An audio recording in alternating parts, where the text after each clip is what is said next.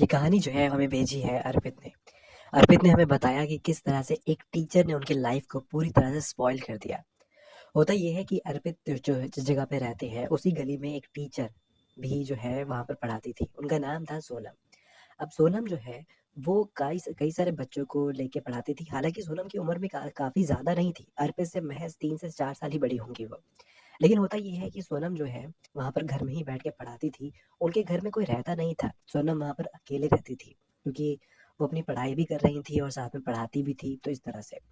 तो अर्पित जो है वो अक्सर वहाँ पर जाके पढ़ते थे। एक दिन हुआ ये कि सोनम के कुछ फ्रेंड्स आ रखे थे और वो सोफ़े पे बैठी हुई थी और उनके बगल में ही उनके दोनों फ्रेंड्स बैठे हुए थे।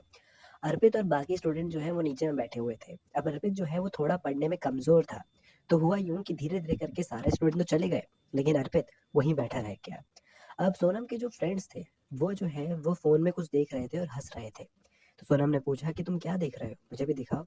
इसके बाद सोनम भी वो देखने लग जाती है और वो कुछ और नहीं देख रहे थे बल्कि वो एक एक ऐसी वीडियो देख रहे थे जिसके अंदर अ, जिसको हम छोटे तौर पे पॉर्न भी कहते हैं। सोनम वो चीज़ देख रही थी और देखते-देखते उसको काफ़ी ज़्यादा अंदर से एक गर्माहट सी फ़ील होने लग जाती है।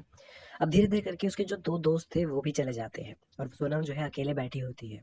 तभी वो अपना फ़ोन निकालती है और ये चीज़ देखने लग जाती है। तभी वो जो है नीचे सामने अपने बैठे हुए अर्पित को देखती है और अर्पित को बोलती है कि मैं तुम्हें कुछ दिखाऊँ? तो अर्पित बोलता है कि हाँ, दिखाओ ना। इसके बाद वो अपना फ़ोन अर्पित को पकड़ाती है और अर्पित जैसे ही वो देखता है तो हैरान हो जाता है। वो कहता है कि ये क्या है? तब सोनम के मज़ाक में कहती है कि देखो, देखो तुम भी बड़े हो रहे हो, इस तरह से कह रही थी। अब देखते ही देखते अर्पित जो है वो उसके शरीर में गर्माहट होती है और कुछ चीज़ जो है काफ़ी ज़्यादा उभर के दिखने लग जाती है और ये चीज़ क्या है ये आप समझ ही गए होंगे।